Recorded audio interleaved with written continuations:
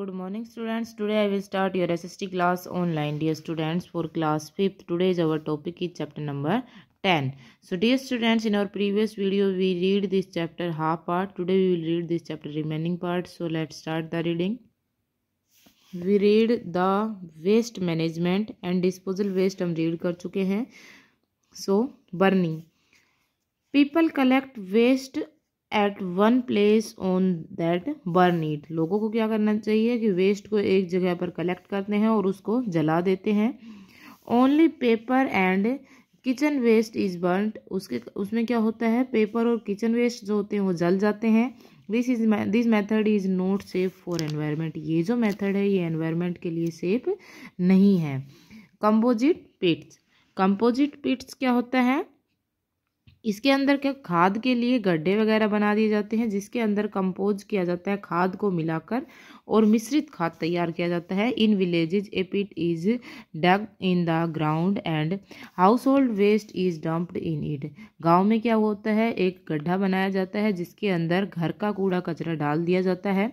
After some time this waste turn into manure. कुछ समय के बाद ये जो वेस्ट है ये मैन्योर के रूप में चेंज हो जाता है. It is used by the farmer in their field. इसका यूज़ किसानों के द्वारा अपने खेतों में किया जाता है. This is good way for dispose waste. ये सबसे अच्छा तरीका है वेस्ट को डिपोज करने का. Sometime people also put the earthworms and leave the pit for a period of time. कई बार क्या होता है कि जो लोग हैं वो उसके अंदर कीड़े छोड़ देते हैं जिससे कि वो जो ये पिट है, जो खाद का गड्ढा बनाया हुआ है, वो कुछ समय के बाद खाद तैयार हो जाता है. The earthworm turn waste into manure. जो अर्थवॉर्म होते हैं वो वेस्ट को मैन्योर में चेंज कर देते हैं, खाद में चेंज कर देते हैं. Which is use to make the soil fertile. जिसको यूज किया जाता है सोइल को फर्टाइल बनाने के लिए, मिट्टी को उपजाऊ बनाने के लिए. Such a natural fertiliser is called vermicompost and is very good for the plants. ये बहुत अच्छे होते हैं प्लांट्स के लिए. This waste are reusable. ये जो गड्ढे होते हैं ये रीयूजेबल होते हैं जिनका दोबारा से यूज किया जा सकता है. To practice the 3 Rs. 3 R जो होते हैं उनका यूज करना. 3 R कौन कौन से होते हैं, reduce, reuse and recycle. Reduce का मतलब क्या होता है, कम करना. रीयूज का मतलब पुनः यूज करना, दोबारा यूज करना. और रिसाइकिल का मतलब होता है पुनः चक्रण, दोबारा से चक्र चलाना. पुनः चक्रण मतलब वही प्रक्रिया दोबारा से करना.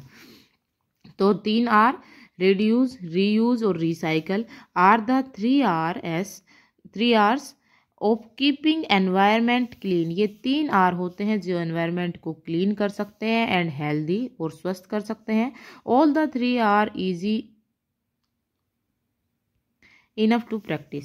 इनकी प्रैक्टिस के साथ इनको आसान बनाया जा सकता है. रिड्यूस क्या होते हैं, we should start a compost pit the transform household waste such as food waste and biodegradable items into earth rich materials. हमें क्या करना चाहिए कि घर का जो कूड़ा कचरा होता है या फिर जो भी बायोडिग्रेडेबल आइटम्स होते हैं उनको एक स्थान पर डालकर और उसको कंपोजिट पिट करना चाहिए.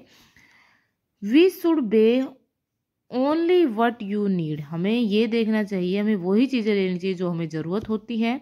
And make sure you use it is the fullest before you are throwing it away.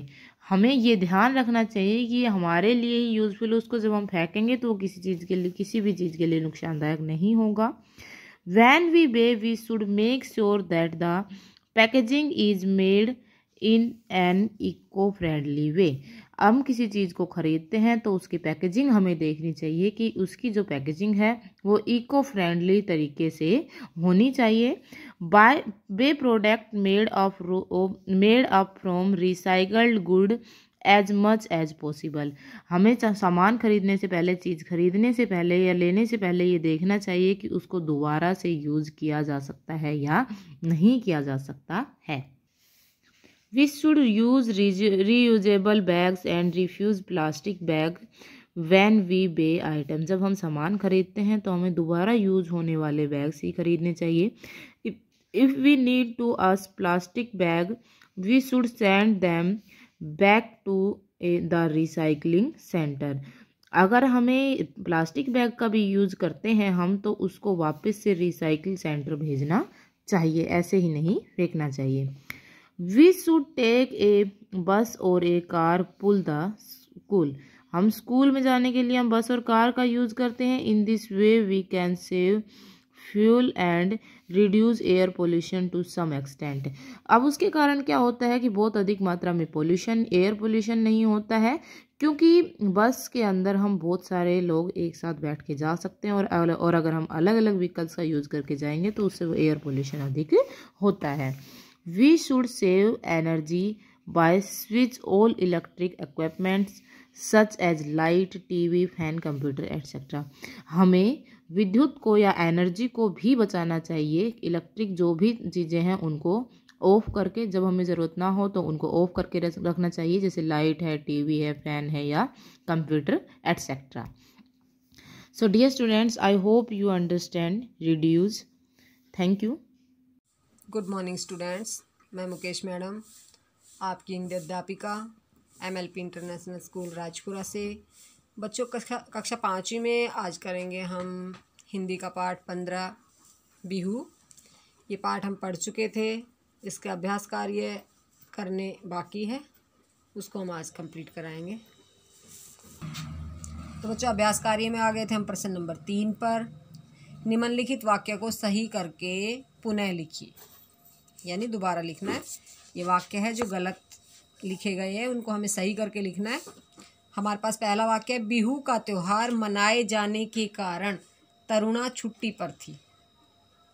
इसका सही वाक्य बनेगा, तरुणा आज छुट्टी पर थी क्योंकि उसके घर आज बिहू का त्यौहार मनाया जा रहा था। इस तरह से इसको लिखा जाएगा, तरुणा आज छुट्टी पर थी क्योंकि उसके घर आज बिहू का त्यौहार मनाया जा रहा था। अगला वाक्य हमारे पास है, मेघा शर्मा के घर की सजावट देखने योग्य थी। इसका सही वाक्य होगा, तरुणा के घर की सजावट देखने योग्य थी। अगला वाक्य हमारे पास है, तरुणा को नहीं पता था कि बिहू कैसे मनाते हैं। इसका सही वाक्य होगा, मेघा को नहीं पता था कि बिहू कैसे मनाते हैं। अगला वाक्य है, 8वें दिन महिलाएं जंगल से 8 प्रकार के साग तोड़कर उनकी सब्जी बनाती हैं। इसका सही वाक्य होगा, 7वें दिन महिलाएं जंगल से 7 प्रकार के साग तोड़कर उनकी सब्जी पकाती हैं। अगला वाक्य है, लड़कियां अपने लड़कों को उपहार स्वरूप पुस्तकें देती हैं। उपस्वरूप, लड़कियां अपने लड़कों को उपस्वरूप पुस्तकें देती हैं। इसका सही वाक्य होगा, लड़कियां अपने प्रिय लड़कों को उपहार स्वरूप रुमाल देती हैं। अगला वाक्य है, माघ बिहू को बिहाग बिहू भी कहते हैं। इसका सही वाक्य होगा, माघ बिहू को भोगाली बिहू भी कहते हैं। तो बच्चों ये जो प्रश्न मैंने प्रश्न नंबर 3 कराया है, ये आपको अपनी नोटबुक में सुंदर राइटिंग में लिखना है और कंप्लीट पार्ट आपको याद करना है। और अभी मैं करा रही हूँ भाषा बोध, वो आपको अपनी पुस्तक में फिल करना है, ठीक है। तो भाषा बोध में प्रश्न नंबर 4 देखिए, निम्नलिखित शब्दों के विपरीत अर्थक शब्द लिखिए। विपरीत अर्थक होता है उल्टा अर्थ वाले शब्द, विलोम शब्द।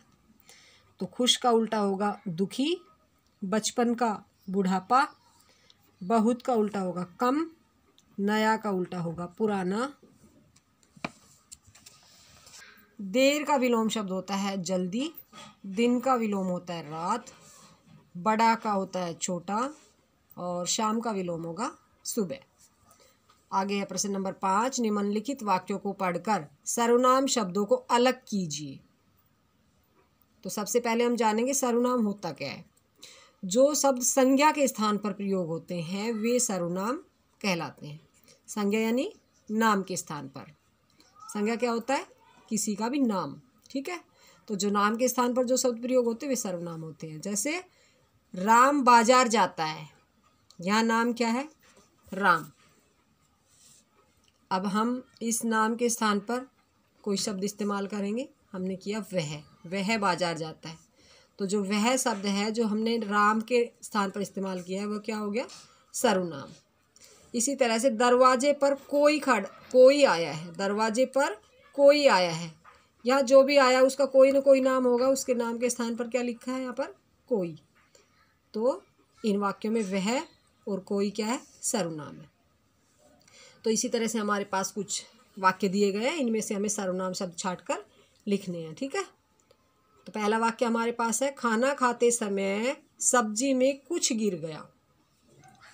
यहाँ कुछ, जो कुछ भी गिरा है, मक्खी मच्छर जो भी कुछ गिरा है, वो नाम नहीं लिखा गया है। क्या लिखा गया है उसके स्थान पर, कुछ। तो यहाँ कुछ सर्वनाम शब्द है। इन्हें कुछ जलपान कराया जाए, यहाँ नाम के स्थान पर आया इन्हें और कुछ, ठीक है। तो ये इन्हें और कुछ इस वाक्य में सर्वनाम शब्द है। मैं आपको बताऊंगी, अगला वाक्य क्या है, मैं आपको बताऊंगी। यहाँ नाम के स्थान पर आया है मैं और आपको, तो यहाँ मैं और आपको सर्वनाम शब्द है। अगला वाक्य है, आप यहाँ बैठिए। आप यहाँ बैठिए, यहाँ आप और यहाँ ये दो शब्द आए हैं नाम के स्थान पर, तो ये दोनों क्या है, सर्वनाम शब्द है। अगला वाक्य है, बच्चे ने गृह कार्य स्वयं कर लिया। बच्चे ने गृह कार्य स्वयं कर लिया। यहाँ बच्चे ने अपने नाम के स्थान पर क्या प्रयोग किया, स्वयं, तो यहाँ पर स्वयं सर्वनाम शब्द है। हमारे पास अगला प्रश्न है, प्रश्न नंबर 6, निम्नलिखित शब्दों के दो दो पर्यायवाची शब्द लिखिए। पर्यायवाची शब्द या समानार्थी शब्द एक ही बात होती है, तो इन्होंने क्या कहा है, पर्यायवाची शब्द। माता, पहला शब्द हमारे पास माता है, इसके दो पर्यायवाची होंगे जननी, अम्बा। घर के पर्यायवाची होंगे गृह और सदन। खेत के लिए पर्यायवाची शब्द होंगे फार्म, कृषि, भूमि। आग के पर्यायवाची होंगे अग्नि और पावक। और इसके बाद है शब्द दिन, और इसके पर्यायवाची होंगे दिवस और वार। तो बच्चों, ये कार्य मैंने आपको कराया है। आपको भाषा बोध का ये जो कार्य है, ये अपनी पुस्तक में फिल करना है और याद करना है, और जो अभ्यास कार्य था वो आपको अपनी नोटबुक में लिखना है और याद करना है। तो बच्चों, कल फिर मिलते हैं, तब तक के लिए धन्यवाद। Hello students, a very healthy morning to all of you. Today we will start our video class 5th English reader. Now we will start our reading part of chapter number 15. Christy the flower girl. Come buy my flowers, flower fresh and fair. आओ मेरे फूल खरीदो, फूल ताज़ा और स्वच्छ। Come by my flowers, मेरे फूल, आओ मेरे फूल खरीदो। प्लीज़ मैम, कृपया ma'am, buy a nice bunch of flowers, एक अच्छा गुच्छा फूलों का खरीदो। वेरी प्रीटी वंस मैम, बहुत सुंदर एक ma'am. Please sir to have some flowers, कृपया सर कुछ फूल। नाइस फ्रेश वंस, जो कि कैसे हैं, अच्छे और ताज़ा। मिस ओनली जस्ट गार्लैंड, केवल कुमारी, केवल एक माला। प्लीज़ लुक, कृपया देखो। My fragrant flowers, please sir please, मेरे खुशबूदार फूल, कृपया सर कृपया। द स्पोक, इस प्रकार बोला, और समटाइम्स संग, कभी कभी गाया। A little girl of perhaps 8 years, एक छोटी लड़की जो शायद कितनी 8 वर्ष की थी। Holding in her hand a neat small basket, जो अपने हाथ में क्या पकड़े हुए थी, एक साफ स्वच्छ टोकरी, छोटी टोकरी। On the top of which ले अ क्लीन वाइट क्लॉथ, उसके टॉप पर उसने क्या ढक रखा था, एक स्वच्छ सफ़ेद कपड़ा। To set from the sun the flowers which she praise so highly, उनकी छाया करने के लिए किससे, सन से, जो कि जिनकी उसने बहुत प्रशंसा की थी। And a little bunch of which she presented to almost every passer by, और एक छोटा गुच्छा जो कि वह प्रत्येक वहाँ से राहगीर से गुजरने वाले को प्रेजेंट करती थी। In the hope of finding purchaser, इस उम्मीद में कि कोई खरीदने वाला मिल जाए। While after one had passed rudely on, another had looked at her young face and smiled. Another had said, "What a nice child." While after one had past, एक वहाँ से बहुत ही बेरुखी से गुजरा। अनदर हैड लुक्ड एट, और एक ने, दूसरे ने उसकी जो युवा चेहरा था उसकी तरफ देखा और मुस्कुराया। और दूसरे ने कहा कितना अच्छा बच्चा। But not one had taken the flowers, लेकिन किसी ने भी उसके फूल नहीं लिए। एंड लेफ्ट द पेनी, और एक पैसा छोड़ा, और the half penny that was to pay for them, और या फिर आधा पैसा जो कि उनकी कीमत चुकाने के लिए था छोड़ रखा था। The little girl as if accustomed to all this only arranged again the pretty nosegays that had been messed up in hope of selling them, and started again in her pretty singing tone, come by my flowers, flower fresh and fair। क्या थी, जो छोटी लड़की थी वो इन सब की आदी हो गई थी। क्या हो गई थी? accustomed, आदी हो गई थी। उसने इन सब की व्यवस्था फिर से की, इनको फिर से मतलब अरेंज किया, इनको गुलदस्तों को, जो कि उसने इस गाने के चक्कर में जो कि सारा सब कुछ गड़बड़ हो गया था बेचने की उम्मीद में। And started again in her pretty sing, और फिर से अपनी सुंदर जो टोन थी वो उसने लगाई। आओ मेरे फूल खरीदो, जो कि कैसे हैं? फ्लावर्स, जो फ्रेश एंड फेयर, ताजा और स्वच्छ हैं। The poor girl again gathered all hopes, taking inspiration from the blossom of flower to be calm in all situation. जो लड़की थी, पुअर गर्ल थी, उसने दोबारा से क्या किया, किस उम्मीद के अंदर कि जो खिले हुए फूल थे उनको देखते हुए हर परिस्थिति में शांत रहते हुए उसने अपनी सारी जो होप थी उनको फिर से इकट्ठा किया। Your flowers are sadly withered my little maid said a kind country looking gentleman. एक जो कंट्री लुकिंग जेंटलमैन था उसने उस लड़की से क्या कहा, छोटी लड़की से, कि जो आपके फूल है वो कैसे हैं? मुरझाए हुए हैं। Who was buying some vegetable at a stall nearer, जो कि क्या बेच रहा था, बाई कर रहा था, खरीद रहा था वेजिटेबल्स उसकी नियर, जो एक स्टॉल लगी हुई थी वेजिटेबल की, उससे। Nobody will prefer to buy such dull looking flowers, go and get fresh ones first all stop calling in praise of it. उसने उससे क्या कहा कि कोई भी इन्हें पसंद नहीं करेगा क्योंकि ये कैसे लग रहे हैं, बिल्कुल डल हैं, ये मुरझाए हुए लग रहे हैं। तो सबसे पहले तुम जाओ और फ्रेश लेके आओ और इनकी जो प्रशंसा है वो करनी बंद करो। ओ सर, उसने कहा, हे श्रीमान जी, अरे श्रीमान जी, आई हैव फ्रेश वंस, मेरे पास कैसे हैं? फ्रेश है, ताजा है हेयर यहाँ पर। सर प्लीज लुक, सर कृपया देखें। And the child lifted up the cover of her basket, और उस लड़की ने जो कवर कर रखा था, उसको ढक रखा था बास्केट को, उसको उठाया कपड़े को। And Drew from the very bottom a bunch of blossom on which the due of morning still rested. और उसने क्या किया, जो बास्केट थी टोकरी की, उसके जो बिल्कुल बॉटम में नीचे था एक बंच खिले हुए फूलों का ताजा, जिस पर की क्या थी, मॉर्निंग की जो सुबह की ओस थी वो भी वहां पर थी, उसको निकाला। प्लीज सी, कृपया देखिए। सर अ प्रीटी रोज, एक सुंदर गुलाब। Sir and a bunch of jasmine, और एक गुच्छा जैस्मिन का। Sir and all for one penny, और इन सब के लिए क्या, केवल एक पेनी, केवल एक पैसा। So thank you students, please read only one page. Have a nice day. Good morning to all of you. Let we start our maths online classes for class 5. My dear student, in previous classes we complete question number 1 to 8 of exercise 15.2. Today we will start from question number 9. Mr. Kunal bought a LCD for 16,400 rupees. Student, Mr. Kunal ने एक LCD खरीदी है जिसकी cost हमें given है 16,400 rupees and sold it for 13,120 rupees. और इसको वो सेल करता है 13,120 rupees में. बट वाज हिज प्रॉफिट और लॉस परसेंटेज? स्टूडेंट्स, हमें फाइंड करना है कि LCD को सेल करने से उसको प्रॉफिट हुआ है या लॉस हुआ है, और उसकी परसेंटेज भी फाइंड आउट करनी है.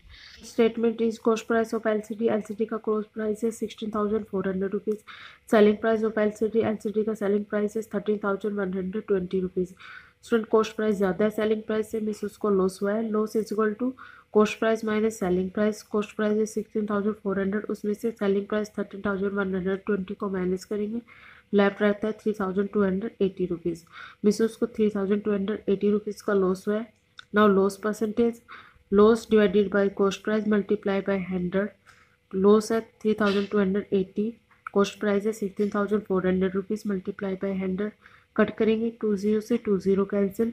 4 से कट करेंगे 4 4 से 16, 4 1 जा 4, ऊपर 4 से कट करेंगे 4 8 जा 32, 4 2 जा 8 0.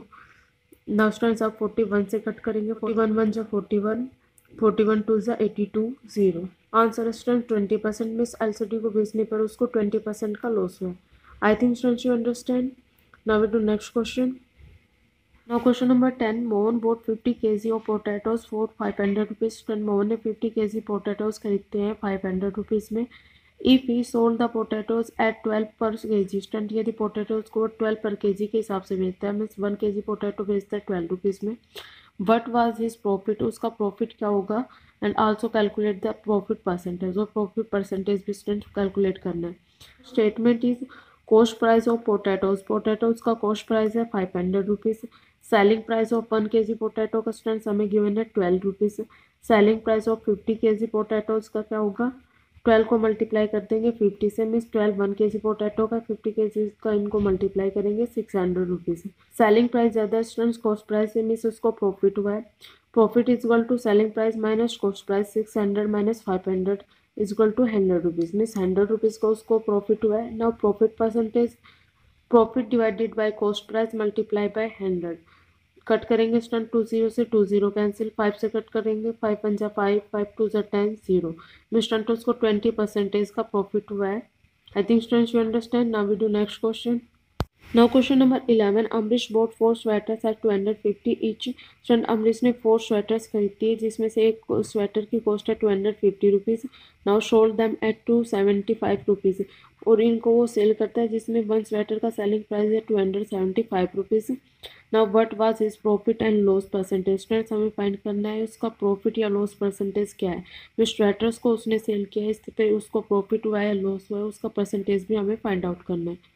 So students, our statement is cost of 1 sweater. 1 sweater की cost है 250 rupees. cost of 4 sweaters. 4 sweaters की cost है 250 को 4 से मल्टीप्लाई करेंगे 1000 rupees. Now selling price of 1 sweater. 1 sweater का selling price है 275 rupees. selling price of 4 sweaters. 4 sweaters का selling price है 275 को 4 से मल्टीप्लाई करेंगे 1100 रुपीज़. सर सेलिंग प्राइस ज़्यादा है कॉस्ट प्राइस से, मीन्स उसको प्रॉफिट हुआ है. Profit is equal to selling price minus cost price. 1100 minus 1000 minus किया स्टूडेंट्स 100 रुपीज़, मीन्स 100 रुपीज़ का उसको स्वेटर्स के ऊपर प्रॉफिट हुआ है. Now profit percentage, profit divided by cost price multiply by 100. Profit है यहाँ पे 100 रुपीज़, कॉस्ट प्राइस है 1000 रुपीज़ मल्टीप्लाई बाय 100. कट करेंगे 20 से 20 कैंसिल, 10 से 10 कैंसिल. लेफ्ट रहता है स्टूडेंट 10, मीन्स 10% का उसको प्रॉफिट हुआ है स्वेटर्स को सेल करने पे. आई think students you understand. So students, you do complete question number 9, 10, 11 in your fair notebook with neat and clean handwriting. Thank you students. Have a nice day. Good morning all of you. Today I will start your science class online. Dear student, in our previous class we read chapter 13. Today we will do remaining chapter. So let's start. हमने पढ़ा था water resources के बारे में. आज हम study करेंगे soil. Another important natural resources is soil. एक और इम्पोर्टेंट नेचुरल रिसोर्सेज है, वो क्या है? सॉइल. SOIL, सॉइल, मिट्टी. Soil is composed of many different particles and nutrients which helps the plants grow. जो सॉइल है हमारी, जो मिट्टी, उसमें बहुत ज़्यादा many different particles and nutrients है, किस में हेल्प करती है सॉइल? प्लांट्स को ग्रो करने में. A pile of garbage along with some soil when placed in warm compost bin creates nutrients rich soil that helps in growth of plants and makes them healthy. जैसे कि हम कोई भी जो dust होता है या फिर वेस्ट होता है, हाउस होल्ड वेस्ट, उसको हम डाल देते हैं सॉइल में, फिर वो बहुत ज़्यादा क्या होता है? खाद बन जाता है. और वो किस में हेल्प करता है? प्लांट्स को ग्रो करने में. और जो वो सॉइल होती है वो क्या होती है? उसके लिए, प्लांट्स के लिए healthy. Do not throw plastic in the soil as it is non degradable. हमें प्लास्टिक को फेंकना नहीं चाहिए, किसमें, सॉइल में, बिकॉज वो क्या है, नॉन डिग्रेडेबल है प्लास्टिक, और वो क्या करता है, मिट्टी को के लिए हार्म्स होता है। Non degradable substance are those do not break down into natural components of, जो नॉन डिग्रेडेबल सब्सटेंस कैसे होते हैं, वो ब्रेक डाउन नहीं होते, किसमें, नेचुरल कंपोनेंट्स में ऑफ नेचर इटसेल्फ, अपने आप। Usually all the natural products are degradable, जितने भी नेचुरल प्रोडक्ट्स होते हैं वो डिग्रेडेबल होते हैं, and many man made products are non degradable, और जो मैन मेड प्रोडक्ट्स होते हैं वो नॉन डिग्रेडेबल होते हैं। As chemicals are used in their manufacturing, use cloths bags instead of plastic bag. हमें क्या करना चाहिए, क्लॉथ्स बैग, कपड़े का बना हुआ बैग यूज़ करना चाहिए, किसकी जगह, प्लास्टिक के बैग की जगह, क्योंकि वो क्या होता है, plastic bag non degradable. Plastic bags have become a menace to the society due to their non degradable nature। वो क्या करता है, जो प्लास्टिक बैग होता है वो नॉन डिग्रेडेबल है, ठीक है। अब है forest provide not only timber to us, जो फॉरेस्ट है वो हमें टिम्बर ही प्रोवाइड नहीं करता बट आल्सो क्लीन एयर, वो हमें शुद्ध हवा भी देता है। Man is weeping away the forest for construction projects, the population is also increase at A faster rate and so it is the requirement of housing and furniture. जो हमारी population है वो इंक्रीज हो रही है बहुत ज़्यादा फास्टर रेट से, जिससे क्या और रिक्वायरमेंट हो रही है हमें घरों की और फर्नीचर की। This is reducing the open green space, और जो ओपन ग्रीन स्पेस है इसलिए वो क्या हो रहा है, रिड्यूस होते जा रहे हैं। We need to protect our forest as wiping away of forest is leading to many natural disaster. हमें अपने फॉरेस्ट का क्या करना चाहिए, प्रोटेक्ट करना चाहिए, ताकि उनको डिफॉरेस्टेशन नहीं करना चाहिए। तो फिर हम कल स्टडी करेंगे फ्यूल के बारे में। Thank you student, I hope you understand, you also read this chapter, thanks.